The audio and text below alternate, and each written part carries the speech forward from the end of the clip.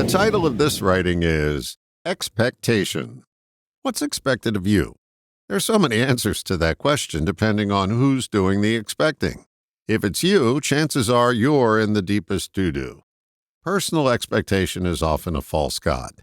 Expectation would be helpful if it was only a measurement between where you are and where you want to be.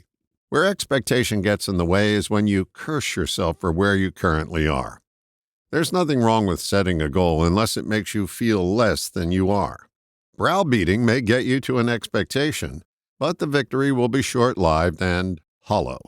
Suppose someone beats themselves into submission that they should be 50 pounds lighter. If they go on a monastic diet, think Oprah in 1986. They exalt, and then they expand again. It's tough enough attempting to live up to the expectations of others, but they pale in comparison to the harm we do when we torture ourselves with our own. Here's the flawed logic we use. We think a flawed person can craft a strategy to be an unflawed person.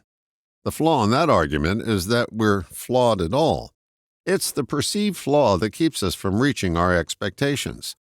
Yes, it sounds benchmarking to do periodic comparisons between where we are and where we want to be, but it becomes pure theater when we act as if we are flawed. A flawed person can't get to where they want to go until they rid themselves of the notion they're flawed. When you accept who you are and where you are, you increase your odds for reaching your expectations. Back to the weight loss example. If you came to the realization that you're 50 pounds heavier than you would like to be and crafted a sound plan to get there, that's a step in the right direction. Here's how that plan gets thwarted. I'm a fat, lazy slob that needs to lose 50 pounds. I'm going to go on a diet and get where I expect to be. Your expectation is filled with poisonous energy.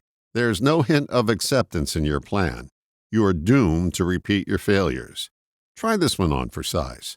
According to the height, weight, and age charts, I'm 50 pounds overweight. I'm going to seek out a plan that helps me reach that goal. The goal is the same in both cases. The methods for getting there are vastly different. The difference that makes a difference is acceptance. When you accept where you are without all the personal invective and then execute a plan, your expectation has a far greater chance of materializing. Great expectations can happen, but not if you remain flawed. Start the journey with acceptance and expect to do a heck of a lot better. All the best, John.